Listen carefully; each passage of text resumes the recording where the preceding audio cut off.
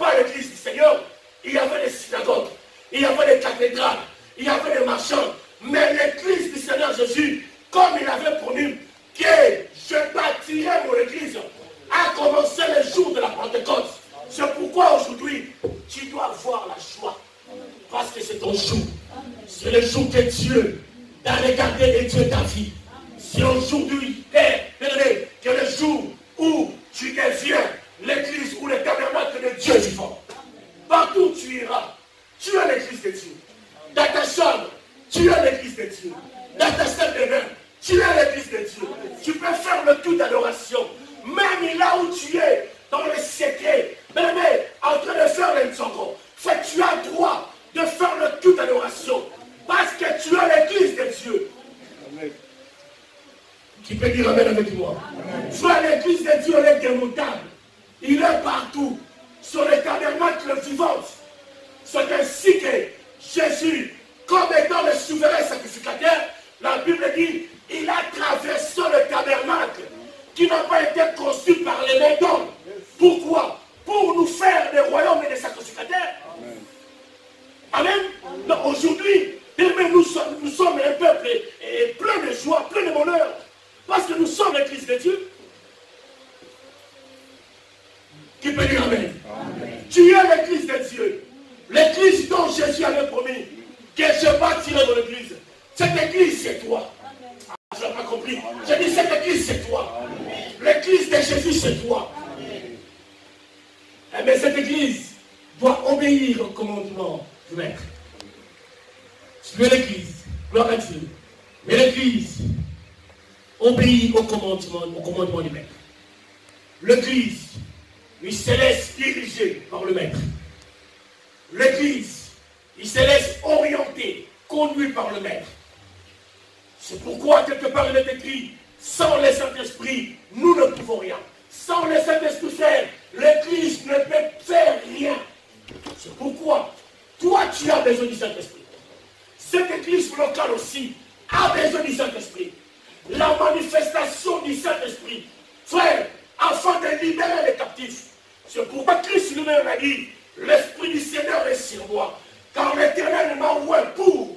Mais quand le Saint-Esprit vient habiter à toi, quand le Saint-Esprit t'oint avec son onction, frère, les choses doivent changer dans ta vie. Ta façon même de lire la Bible doit changer.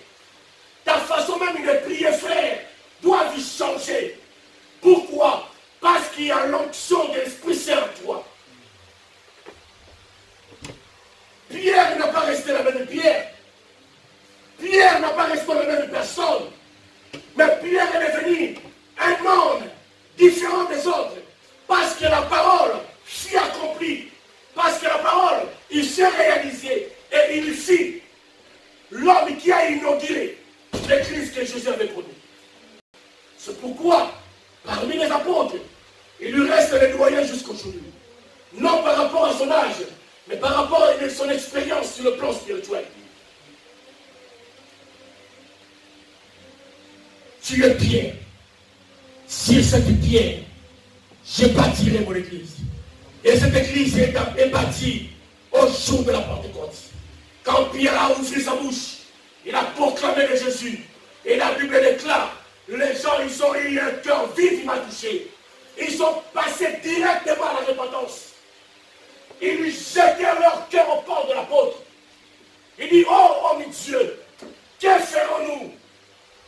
Et l'homme de Dieu prend le dessus pour donner une indicatif. Répentez-vous. Et vous savez, la repentance a une grande place dans l'église. Une église où un enfant de Dieu qui ne passe pas par la repentance. Mais c'est comme quelqu'un est tenté de rajouter de facture sur facture, 2 factures payées, comme ça m'est arrivé. Le premier facture au mois de mars, je n'ai pas payé. L'orange, la relance le mois prochain. Mon banque a fait le rejet. Et ils ont pris les 2 factures, ils ont rajouté pour le 3e mois.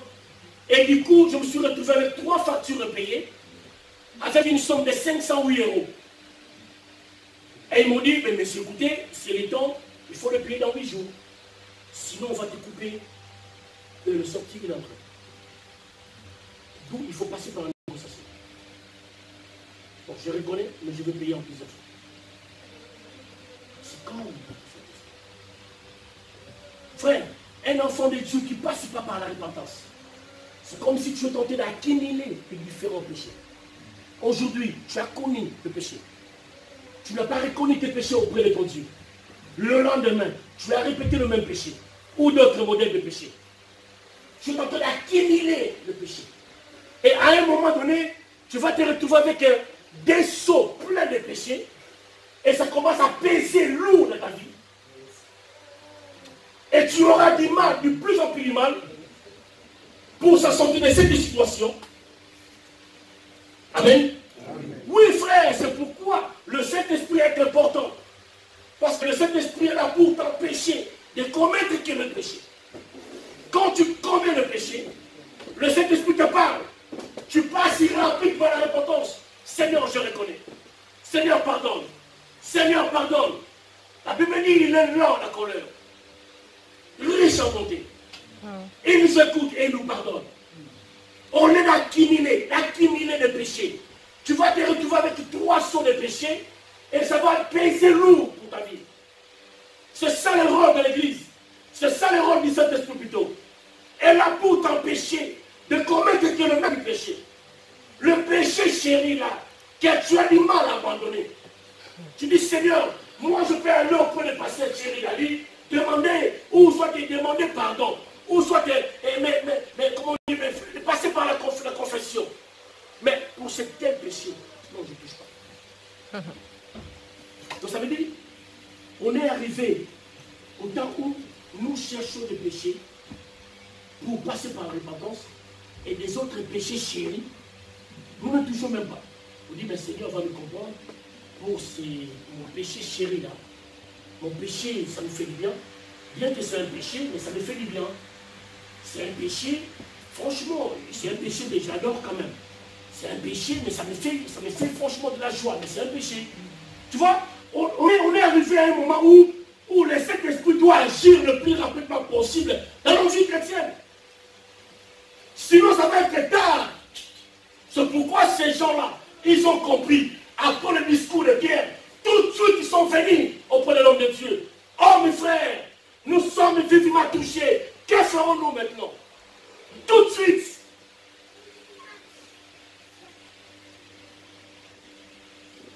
Amen. Frère, le rôle du Saint-Esprit dans l'Église, c'est pour t'enseigner, te conduire dans la vérité, comme Jésus l'a dit. Quand il sera venu, lui le consolateur, il vous conduira dans la vérité. Il vous conduira dans toute la vérité. Frère, le Saint-Esprit est là pour éclaircir la vérité et pour condamner le mal. Amen. Frère, tu seras peut-être choqué si je te condamne pour le mal. C'est pour ton bien. Amen. Frère, avec une exhortation, gloire à Dieu, je peux t'exhorter, gloire à Dieu. Mais je te dirai, cache, frère, laisse ce péché. Ça va te détruire. C'est ça l'amour que j'ai avec toi. C'est ça l'amour que je veux partager avec l'Église. En tant que berger, je vais avoir une bonne relation avec mes brebis ou le brebis du Seigneur, mais il faut que je veille sur le brebis. S'il y a quelque chose qui ne va pas, je dois le dénoncer tout de suite, c'est pour ton bien. Combien même ça va te faire du mal, mais c'est pour ton bien. Tu es d'accord avec moi? Dit Amen. Amen. C'est pour ton bien. Le Saint-Esprit est là, bien aimé, pour nous conduire dans la vérité. Quand on parle de la vérité, ce n'est pas des mensonges. Amen. La vérité, ce n'est pas caresser les mensonges ou caresser les péchés. Non, non, non, ça n'a rien à voir. La vérité, c'est l'éclairage, c'est la lumière. La vérité, c'est la lumière. Personne dans cette salle, si sa femme la trompe, il dira que, ben, écoutez, tu m'as trompé, mais tu m'as dit quand même la vérité, en tout cas, je te donnais, non, tu ne seras pas content. Amen. C'est pareil, vice-versa. Si quelqu'un fait du mal, ça fait mal. Si quelqu'un poignarde ton cœur, ça fait du mal. C'est ça comme la vérité et le mensonge. Christ a dit, le Saint-Esprit va vous conduire dans toute vérité. Et le deuxième rôle du Saint-Esprit, le Saint-Esprit va toucher, ramener ton cœur vers l'amour envers Dieu. Vous savez, si quelqu'un peut prétendre être un enfant de Dieu et que dans son cœur, il ne sent pas l'amour de servir Dieu, il ne sent pas dans son cœur l'amour d'aimer Dieu, frère, qu'est-ce qu'on perd du temps dans la maison de Dieu? On doit sentir dans notre homme intérieur l'amour envers notre Dieu. Et d'ailleurs, la Bible dit, c'est Dieu qui nous a aimés le premier. Mais nous aussi de notre part, nous devions présenter cet amour auprès de Dieu. Seigneur, que je t'aime. Dans notre façon même de donner à Dieu. Vous savez aujourd'hui, quelqu'un peut me dire que moi j'aime Dieu. J'ai le Saint-Esprit de Dieu. Mais sa façon même de donner à Dieu, ça ne correspond pas à un homme qui aime Dieu. Si on aime Dieu, même notre façon de donner, amen, doit être différente. Notre façon même de se consacrer à l'Éternel doit être différente. Celui qui aime Dieu, il se consacre pour Dieu. Car le premier commandement, tu aimeras ton Dieu de toute ton âme, de toute ta force, de toute ton énergie. Frère, quand on parle de toute ta force, de toute énergie, frère, que pensez-vous de l'Église? L'Église de Dieu, une personne qui a le Saint-Esprit, doit aimer Jésus de tout son cœur. Parce que le Saint-Esprit vient pour amener nos cœurs vers Dieu. Et le Saint-Esprit est là pour nous encourager également et progresser dans notre marche, attaquer les enfants de Dieu. Aujourd'hui, frère, hier je parlais avec les hommes de Dieu. On a constaté que pendant la semaine, il y a de moins en moins des enfants de Dieu qui s'approchent de Dieu. On dirait, nous avons toujours le même héritage de la religion, que l'église c'est le jour du dimanche, l'adoration c'est le jour du Seigneur, Dieu il n'agit que le dimanche. Et pourtant, pendant la semaine, nous passons des moments très agréables de la présence de Dieu. Frère, le dimanche, nous n'avons pas assez de temps pour prier. Vous êtes d'accord avec moi? Nous n'avons pas assez de temps pour prier le dimanche. Mais le mardi, frère, nous prenons 1h30, frère, de la prière. Intense et sans arrêt. Vous comprenez? C'est ça la vie chrétienne. Et le Saint-Esprit est là pour nous conduire dans la vie de prière intense. Un enfant de Dieu qui fuit l'église, qui fuit la prière. Un enfant de Dieu qui fuit la prière, frère. Quelle sera sa récompense? Le résultat final, ce sera quoi? Quelle la médiocrité, frère. On persévère dans la prière parce que le Saint-Esprit qui nous pousse dans la présence de Dieu. Et le Saint-Esprit nous prête des mots. Alléluia. Frère, vous êtes là pendant l'adoration. Tu as remarqué qu'il y a des gens, au lieu de prier, au lieu de se plonger dans l'adoration, parfois il regarde le téléphone, parce qu'il a senti la vibration, un texto. Pendant que les autres, ils se plongent dans l'adoration. Pendant que les autres, ils se présentent devant le trône de Jésus. Et il y a certains qui regardent à droite et à gauche. Si tu lui demandes pourquoi, il n'y a pas une réponse. Frère, quand le Saint-Esprit est là, le Saint-Esprit va te prêter des mots. Tu ne manqueras pas quoi dire devant ton Dieu. Donc ça veut dire que tu n'auras pas le temps de se distraire. Tu n'auras pas le temps de regarder ni à gauche ni à droite. Tu seras bien consacré, frère, dans la présence de Dieu, dans l'adoration. Parce que les paroles coulent. Comme de ces jours-là, il y avait des paroles qui coulaient dans leur bouche, de différentes langues. Des paroles qui touchaient le cœur de Dieu. Des paroles qui manifestaient la gloire de Dieu. Les paroles coulent parce qu'il y avait la présence du Saint-Esprit. Frère, le Saint-Esprit est là pour te prêter des paroles. Si ça arrive dans ta vie, tu as du mal à parler, à adorer ton Dieu. ça veut dire qu'il y a quelque chose qui ne va pas. Viens les voir. Viens voir les hommes de Dieu. Et nous prions pour toi. Dans la maison de Dieu, frère, nous ne manquerons pas de mots pour s'adresser à celui qui est grand, à celui qui est puissant. Nous ne manquerons pas de mots, frère, à lui adresser, parce qu'il est tellement grand. Celui qui a créé le ciel sur la terre, toutes les choses visibles et invisibles. Et la Bible déclare que tout ont été créés par lui et pour lui. Il est tellement grand, puissant. Et devant ce Dieu-là, frère, tu n'as pas le droit de manquer de mots. Et le Saint-Esprit est là pour te prêter des mots devant ce Dieu, pour adorer, pour témoigner qu'il est Dieu, il est puissant, il est le Père, il est le pain de vie, il est la vie éternelle. Tu ne manqueras pas de mots. C'est ça le rôle de l'Esprit. C'est pourquoi l'Église de Dieu a l'intérêt d'avoir le Saint-Esprit comme servant moteur. C'est comme un véhicule. Un véhicule, ça peut apparaître beau. Des chaises en cuir. Habitable en cuir. Tablette de bord. Hybride. Mais si dans ce véhicule, il n'y a pas de moteur, à mon avis, tu peux rester pendant 1 an sur place. Tout simplement parce qu'il n'y a pas de moteur. On est d'accord? Le Saint-Esprit, c'est le moteur, ils le disent. Sans le Saint-Esprit, l'Église ne marchera pas. Amen. Et d'ailleurs, l'Église est bâtie sous la mouvance du Saint-Esprit.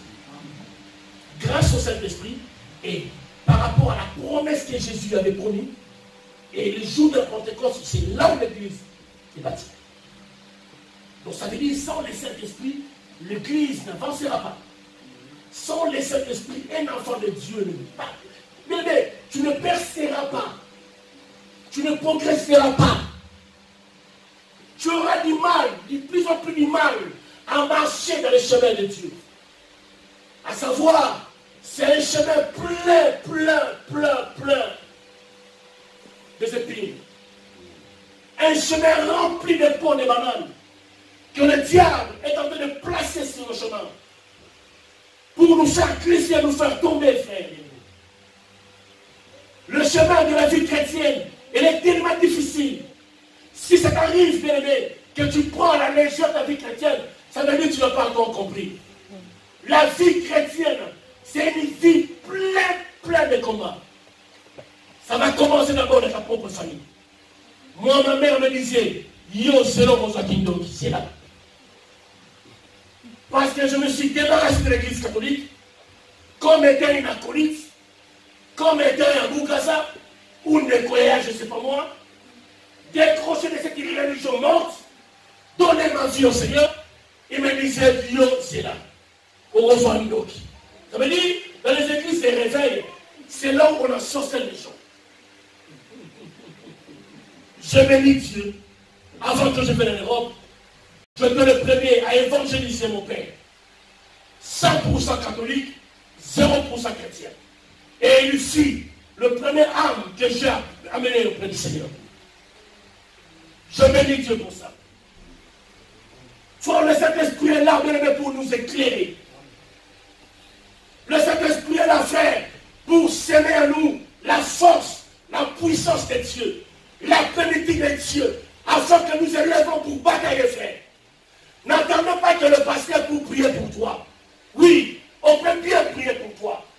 Mais toi, avec le Saint-Esprit, vous pouvez s'élever, combattre, littéralement combat, mais en gardant votre choix.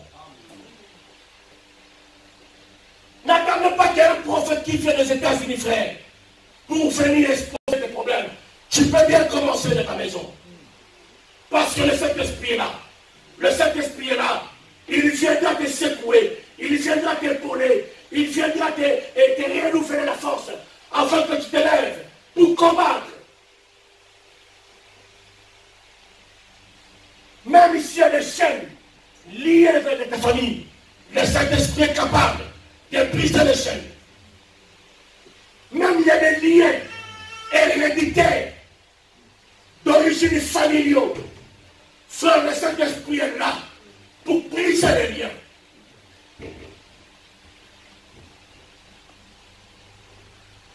Quand le Saint-Esprit vient, il vient avec une force pour déposer en toi. Il vient avec une onction pour déposer en toi. Et pendant ce temps, tu deviens un homme ou une femme bizarre qu'avant. Un homme fort, force. Une femme puissante. Plein d'onction. Prêt à batailler, à renverser les forteresses. À cause de l'Esprit Saint. Bien-aimé, grâce au Saint-Esprit, quelque chose qui était impossible va devenir possible. Ah, tu n'as pas compris, dis-moi bien. Quelque chose, bien-aimé, qui était impossible pour toi, mais avec le Saint-Esprit, va devenir possible. Parce que le Saint-Esprit, frère, va plonger même ton intelligence de l'autre côté, pour voir là où on a enterré ta vie, pour voir d'une façon claire là où on a enterré l'esprit. L'Esprit du Père est capable de te révéler même les secrets de ta famille, de te révéler même ton avenir. Le Saint-Esprit est fait. Les Saint-Esprit sont ni sont qui.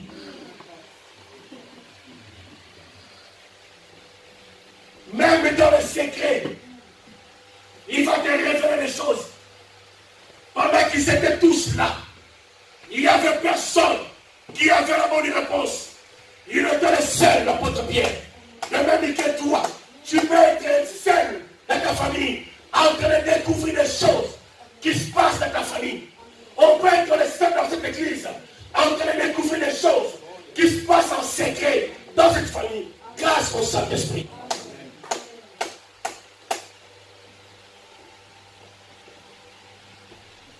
Frère, un jour, avant de clôturer, parce qu'on va prier, on va prier. Parce que le Saint-Esprit, il est là, bien-aimé. C'est le Saint-Esprit qui parle à travers moi. Frère, je me rappelle encore, un jour, c'était dans mon sommeil. Pendant que je me suis bâti mes histoires de papier, machin, tout ça. C'était dur pour moi. Un jour, le Seigneur me montre d'une façon claire. Mais j'étais dans mon sommeil. Il me montre en détail comment j'étais chez moi et l'Esprit m'a fait sortir de la maison. Je suis resté devant mon élève et pendant ce temps, il y avait la pause. Quand je me levais, l'Esprit m'a dit, reste là, ne bouge pas. Frère, j'étais complètement mouillé. Frère, il m'a dit, ne bouge pas. Jusqu'à ce que la pluie s'y arrive. Je suis rentré chez moi. Quand je me suis revenu, c'était ensemble. Je n'ai pas compris. Le Seigneur m'a essayé de m'expliquer qu'est-ce qui se passe. Je n'ai pas eu la réponse. 4 jours après, j'ai vu en rentrant du travail. J'ai pris mon téléphone, j'ai appelé la station. Pendant qu'ils étaient en train de regarder, je crois, le Coupe du Monde, une compétition européenne, je dois appeler. Pasteur, je reçois. Je veux dire, le Saint-Esprit est capable de te montrer par des signes clairs qu'est-ce dont tu as besoin. Quand tu vois que rien ne marche, frère, accroche-toi au Saint-Esprit. Quand tu vois que tout est bloqué, rien ne progresse, tu ne vois même pas l'avenir de ta situation. Comme Lazare. On me dit, Lazare, il sentait mauvais. Moi, ma situation sentait mauvais. Frère, je crois que je suis le seul jusqu'aujourd'hui à avoir 18 ans de quitter en France. 18. Je crois que je suis le seul. Je crois. Je crois que je suis le seul. Serre Maï 14, Serre Maï après moi. Dans toute la France, frère. Frère, 18. 18, tu rentres du travail, tu regardes juste l'humeur de ta ta femme, tu comprends, là, c'est bon. Tu comprends tout de suite. Frère, le Saint-Esprit est capable de faire. De te donner ce que ton cœur désire. Quand vient le match, accroche-toi au Saint-Esprit. Il est Dieu. Le Saint-Esprit est Dieu. Amen. Ah mais oui, le Saint-Esprit est Dieu. Amen. Ah, tu n'as pas compris, je disais, hein? Le Saint-Esprit est Dieu. Amen. Oui, il donnera ce que ton cœur désire. C'est pourquoi Christ avait raison. Promettre, comment on dit, l'Église. Mais ça coïncide que le Saint-Esprit est descendu, Pierre a parlé et l'Église a commencé. Vous voyez le mystère de Dieu. Il y avait une promesse, et quand est-ce que cette parole fut accomplie? Le Saint-Esprit est descendu, le Saint-Esprit a touché les gens, a touché le cœur de Pierre, Pierre a parlé, les gens sont passés par la conversion, la repentance, sont passés par les eaux de baptême, et c'est par là que l'Église a commencé. Tout dans les chemins de Dieu.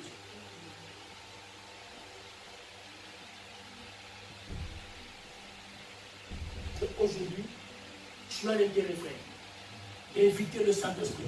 Oui, je sais que tu as le Saint-Esprit, mais dis au Saint-Esprit, Saint-Esprit, je voulais te voir à l'œuvre. Frère, Saint-Esprit à mon âme, tu peux le voir. Comment? Par les signes, par les œuvres. Tu peux le voir, frère, par les œuvres, frère. Quand il opère, frère, tu vois, franchement, il y a la présence du Saint-Esprit. Quand il opère le miracle non fabriqué, le miracle non préparé, mais le miracle authentique. La Bible déclare, pendant que l'Église persévérait dans la prière et aux enseignements, et cela produit des miracles parmi les apôtres. Des miracles sans doute. Ce n'est pas fabriquer le miracle avec des béquilles fabriquées, non. Non, le miracle authentique que le Saint-Esprit va convaincre le cœur des gens que ce miracle, ça vient d'en haut.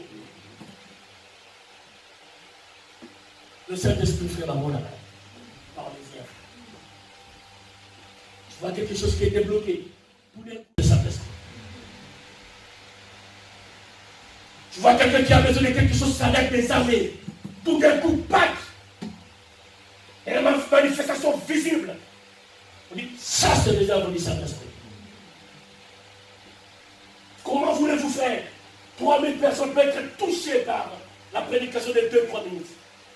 Je ne sais pas si Pierre avait parlé combien de minutes. Je ne sais pas. Mais je ne pense pas qu'il a parlé beaucoup plus que moi aujourd'hui. Il a parlé pendant 2-3 minutes peut-être. Et voilà 3000 personnes. La parole forte, puissante, qui touche le cœur, qui fait le grand miracle, c'est la conversion. Amen. Ces jours-là, ces gens-là, ils ont vu le miracle. Pourquoi? Ils se sont convertis, passés par la repentance. Et depuis ce temps, jusqu'à aujourd'hui, la Bible dit, il y persévère aux enseignements et dans la prière.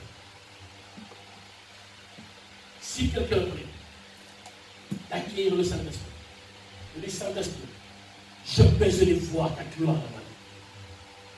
Saint-Esprit, je veux que ma façon d'adorer change. Saint-Esprit, ma façon de te servir change. Saint-Esprit, ma façon même de présenter la parole change. Frère, le Saint-Esprit est capable de donner ce que ton cœur désire. Et d'ailleurs, ce que tu demanderas au Saint-Esprit, c'est ce qu'il te donnera.